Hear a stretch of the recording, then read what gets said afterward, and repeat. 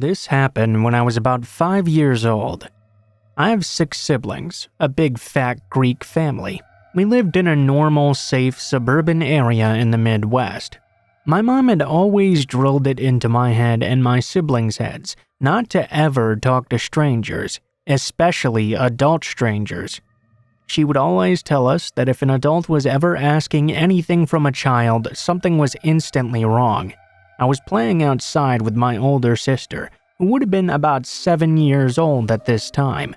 Our house was just on the corner, so we had the main road and then the road leading into the neighborhood. Around this time, we had also just gotten our very first family dog. She was a beagle and really tiny. We had her tied up with a leash to one of our trees playing around. I remember being by the puppy and playing with her by myself for a bit. At that point, she was around a month or 2 old. All of a sudden, this golden sedan pulled up alongside the road leading into the neighborhood, and a grown-ass man got out. He was probably in his mid-30s. The man called out to me, "Hey, you there! That's my dog!" "Huh? No, it's not. This is our dog. Her name is Corky." "No, really, that's my dog. I just lost her and I've been looking everywhere for her. Come here, I'll show you a picture. You can see that she's really mine." I distinctly remember taking 2 steps toward the man. All of a sudden, all sorts of alarm bells started going off, and I couldn't say anything. At this point, my sister had noticed what was happening. She came over and stood beside me. I was just shaking my head no at the man. My older brother had been in charge of babysitting my sister and I, and must have heard the conversation from inside. He ran outside and started yelling at the guy, asking what the fucking problem here was. As soon as the man saw my brother come out though, he jumped in his car real quick and sped off right away. I always wonder how different my life would be today had I been too naive of what horrible things adults are capable of. I'm super grateful to my brother, who saved my ass, and to my mom, who made me paranoid for good reason.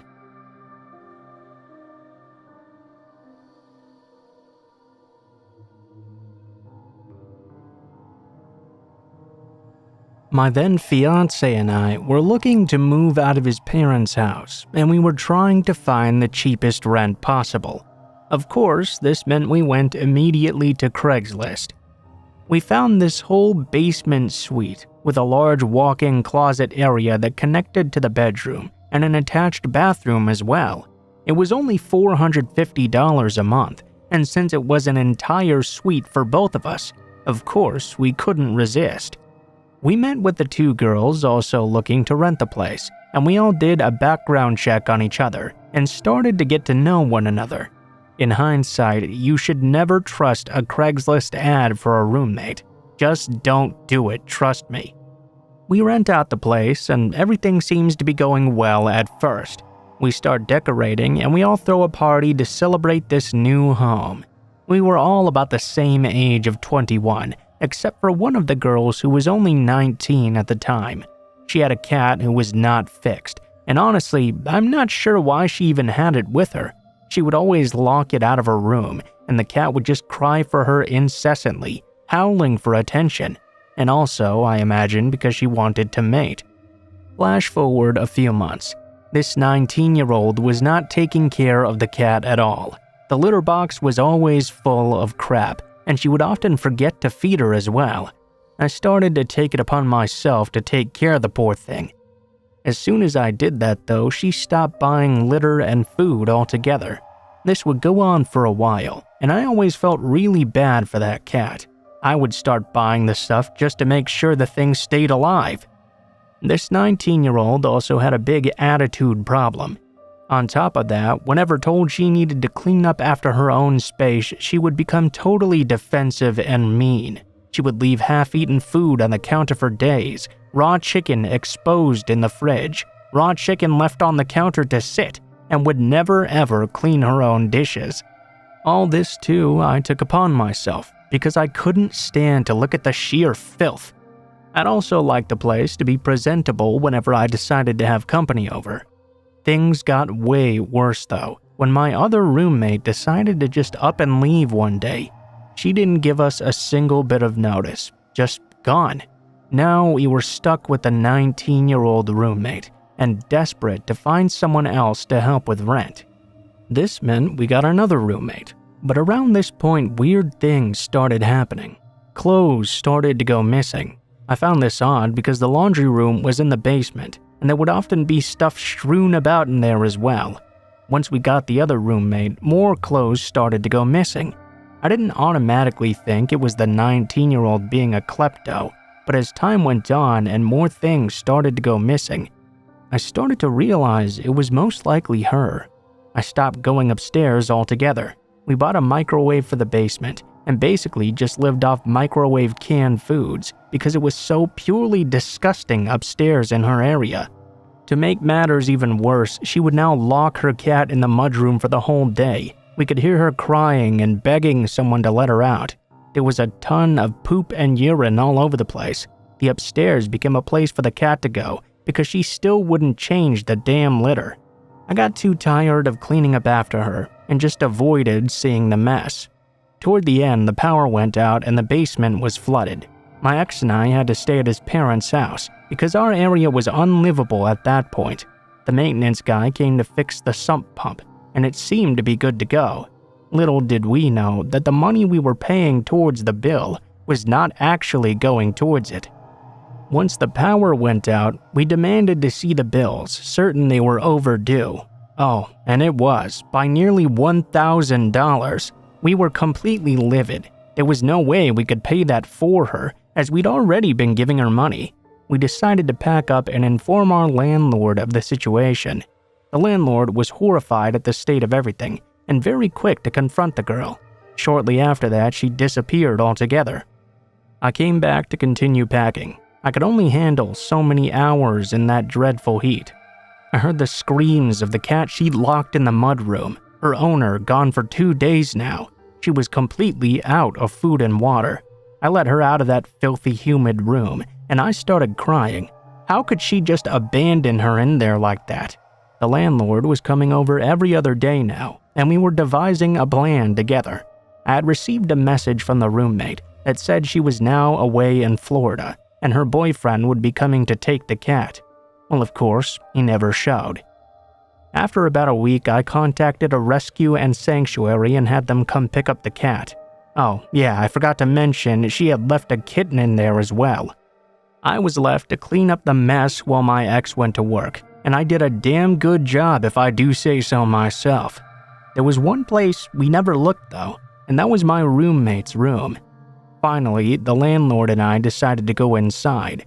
It was completely trashed, clothes and food strewn all over the place. There was also a pipe she had stolen from our past roommate for weed, and several other things she'd stolen from the rest of us over time. Most horrifyingly though was on the walls, painted on the chalkboard. On this wall, she had drawn us all hanging from a noose, and next to that was all of the debt she owed. I'll give her credit that her art was pretty good, but it was absolutely disturbing, and we all left in a hurry. Long story short, the landlord dealt her an eviction notice. We left, the cats were saved, and we never talked to that person ever again.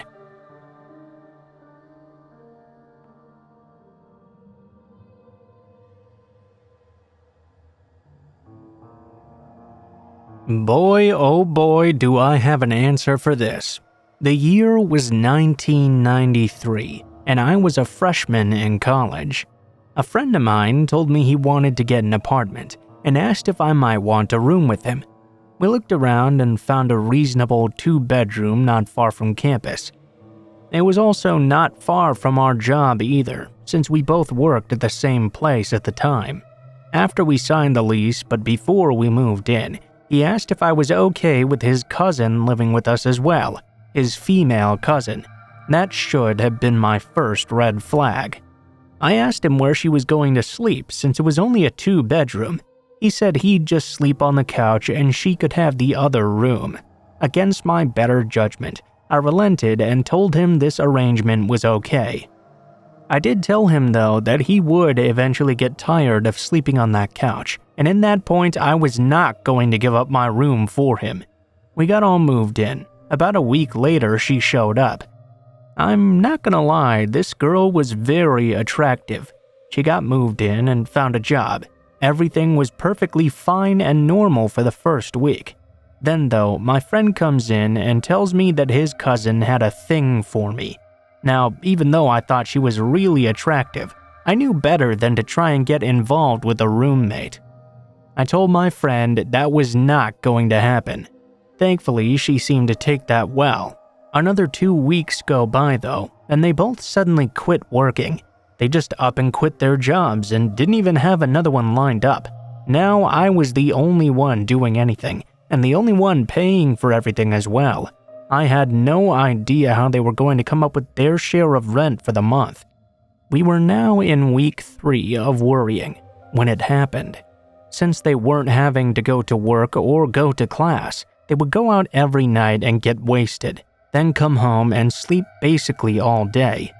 Well, one night I get home from work and climb into bed to sleep. I wake up with that feeling you get when you know you're being watched. I slowly turned over to the other side, only to see this girl was in my bed, staring at me while I slept. I'm not sure if she wanted to murder me or have sex with me by the way she was looking at me, but it was creepy. She was just laying there, staring at me. I promptly sent her back to her bedroom and locked my door firmly.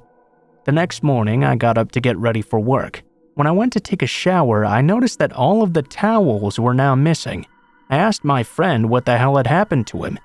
He told me that his cousin had gone to the bathroom in the middle of the night and grabbed all of the towels to her room. I went to her room to get them back. Those were the first presents my parents had given me when I moved out after all. Suddenly, she just started screaming at me. From then on, whenever she would see me, she would just immediately get psycho every time we were together. She started stealing stuff from my room when I wasn't there. She'd take food that I'd eaten a portion of, like a gallon of milk or something, and throw it at me for me opening it. I was the only one buying groceries, remember? Just a total nutcase. Well, I told my friend this was not going to work out. I asked him to go to the landlord with me to see what could be done about the lease. Thankfully though, the landlord was my savior. He agreed to put the cousin on the lease and take me off. I have no idea why the guy was such a bro about it, but I didn't ask. I was just happy he was helping me.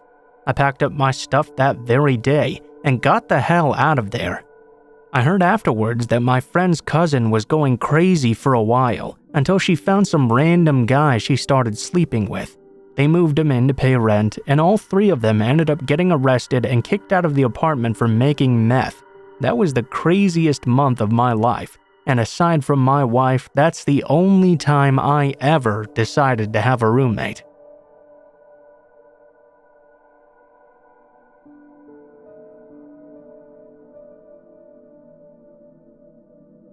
So time travel back with me to 2004.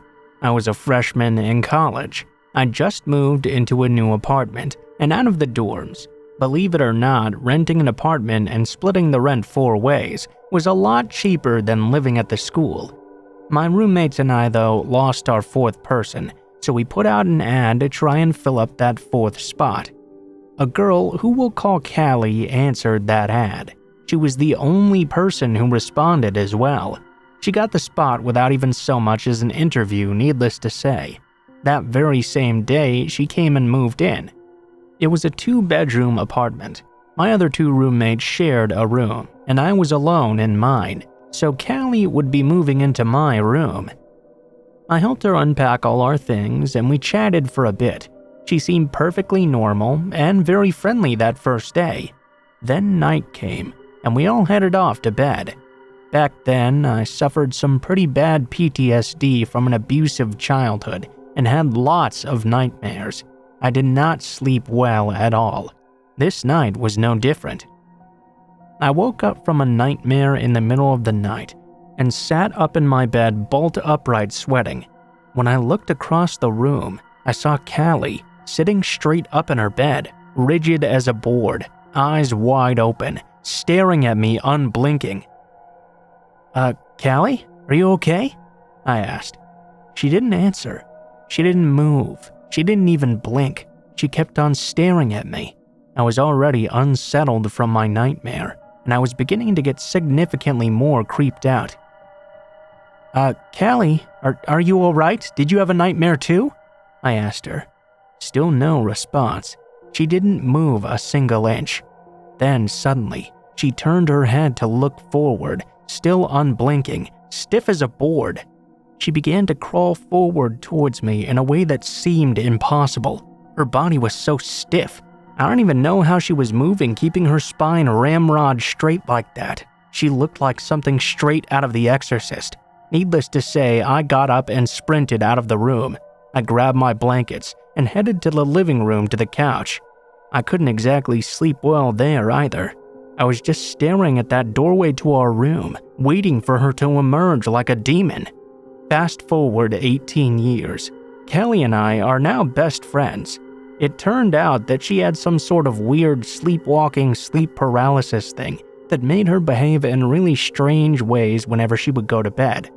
Luckily, she's on medication and doesn't do those things anymore. But damn, was that sure one creepy introduction.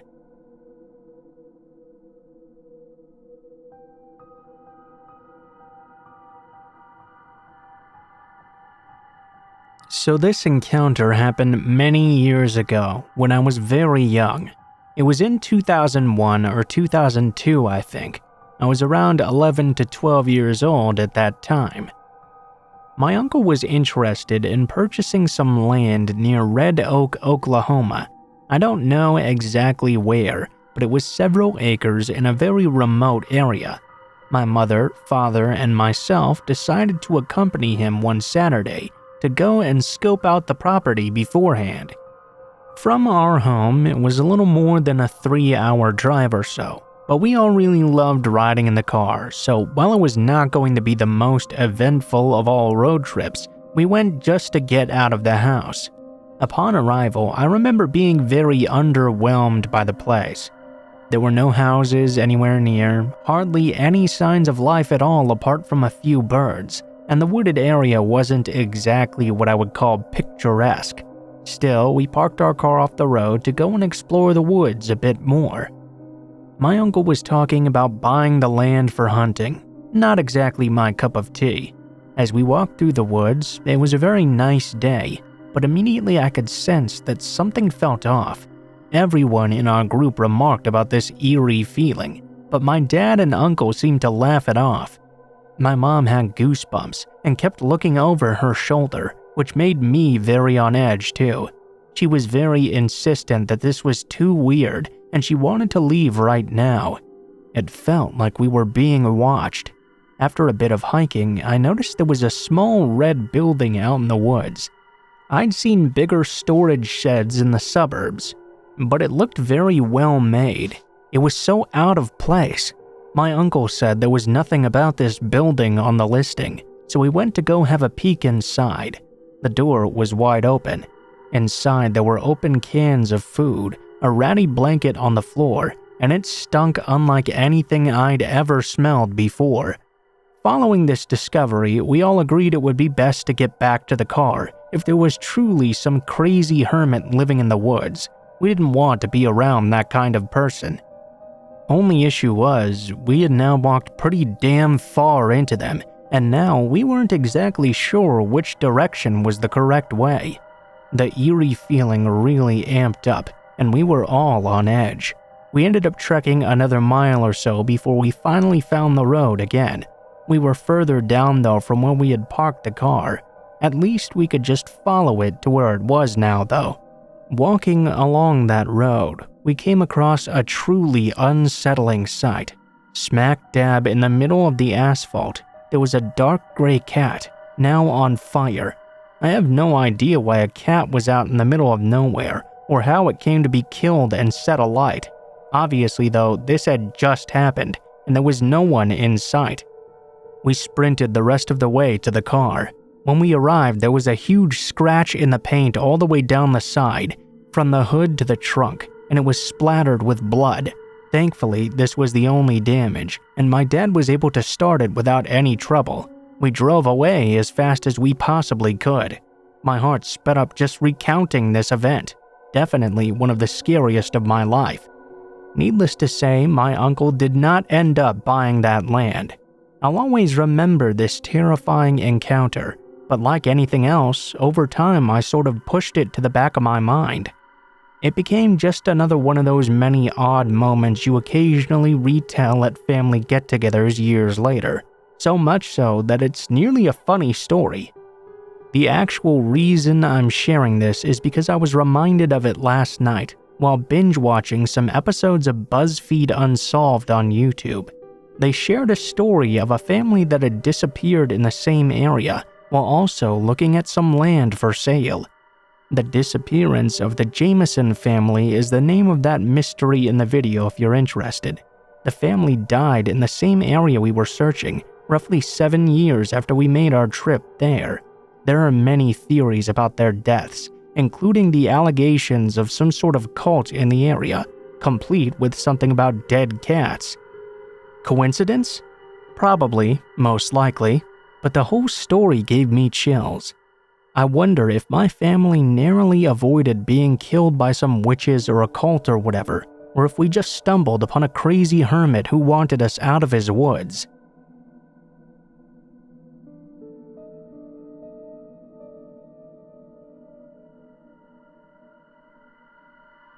A few years back, my girlfriend and I, having hiked several other parts of the Appalachian Trail, decided we wanted to give the southern portion of Virginia's trail a shot. It's about 165 miles long and runs through George Washington and Jefferson National Forests from Roanoke County to Pearisburg in Giles County. It's definitely one of the more remote and less traveled parts of the trail, which is exactly what we were looking for. We gathered up our gear and made our way to the start of the Virginia Creeper Trail to begin our long journey. We had planned to end at Damascus and figured that by the time we got there, we would be more than ready to get home to our own beds. It was early October, and the changing of the leaves and colors was amazing. The air was crisp and cool, perfect hiking weather, with very beautiful scenery to match. The majority of the trip was pretty uneventful, just your typical hike really. Over the last couple of nights, that's where things started to get weird. On this portion of the trail, you're supposed to camp on the trail or at a designated shelter. We really didn't want to run into other people, and didn't want anyone coming up on us in the middle of the night either. We decided to ignore those suggestions and find our own little spot just off the trail. After a little bit of searching around, we found the perfect spot a little ways off the trail in the middle of this small clearing. We set up camp, cooked some food, and talked for a while, then snuggled up and went to sleep for the night. Somewhere around 2 a.m., I was woken up by my girlfriend, shaking me awake. "Get your gun, someone is walking around our tent." She informed me she'd woken up to what sounded like someone right outside, running a knife or something along the side of the tent while circling us. When hiking, I always carry a 1911 and a judge with me. You never know exactly who or what you might run into when on such a long hike in such a remote location. I grabbed my judge out of my pack, and we sat silently listening for any sounds. A few minutes of nothing but the breeze blowing through the trees, but then I heard it. Someone or something walking in the woods just behind our tent. I got the flashlight and silently made my way outside. Our fire had gone out, so it was nearly pitch black now, illuminated by only the dim glow of the October moon. I told my girlfriend to stay put while I checked things out. I didn't flick my light on right away, as to not give myself away that I was out of the tent now. I didn't want it to become a shining beacon of my location. Instead, I listened even closer. After a few minutes, it sounded like it was bipedal, based on the way the steps were paced.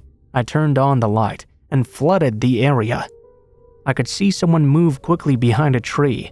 I yelled out and told them to leave and that I was armed. I kept the light on the area, with my gun drawn and ready. I slowly approached towards where I thought I'd seen them. From my right, I heard what sounded like someone sprinting away through the woods. I turned and faced my light that way. Then from the original spot, I heard whoever was there take off as well. There was no way I was going to give chase, so I simply returned to the campsite. I told my girlfriend about what happened, and I ended up sitting guard outside the tent in the darkness until daybreak. In the morning, I looked around a bit for signs of who or whatever it was. I discovered a boot print in some soft, moist dirt, not far away from our tent. It was obviously not mine and not my girl's either. This really freaked me out. It confirmed that someone, perhaps more than one person, was skulking around our tent in the dark. I kept this to myself though. I didn't want to freak my girl out any more than she already was. At this point, we were pretty deep in and still had 2 days left to go. That day, we walked a little bit faster than normal and covered as much ground as possible. When it came time to set up camp, I found a spot near a cliff where we could place the tent in a small overhang and prevent anyone from coming up behind us. The whole day up to this point, I had that weird feeling of being followed. I didn't have any confirmation of this, as I hadn't seen or heard definitive proof of anyone else, but it was just that gut feeling, you know? We set up camp and made some food, then retreated to the tent. I handed my girl the 1911 and kept the judge right next to me. I assured her that if I slept at all, it would be with one eye wide open. After a while, she drifted off to sleep, and I stayed awake, listening to the sounds of the woods at night. I was awake for a few hours, just waiting to see if anything was going to happen. At some point though, I guess my exhaustion caught up with me, and I drifted off to sleep. I awoke a short time later to what sounded like someone going through our things outside the tent. I snatched up my gun and woke my girlfriend, shushing her to be quiet. From the faint glow of the fire, I could see someone's silhouette against the tent. There really was someone out there. I called out to them, something along the lines of, "We're armed, get the fuck out of here!" They dropped what they were doing and bolted. I came out of the tent gun drawn and ready to shoot someone. Our stuff was strewn about everywhere. They had rummaged through quite a bit of it. I walked to the edge of the woods in the direction of whoever was out there having fled. There was a creek nearby and I walked to the edge. There was a small trail running alongside it. Down that very same creek, I could see a light. It looked like a lantern from the way it flickered.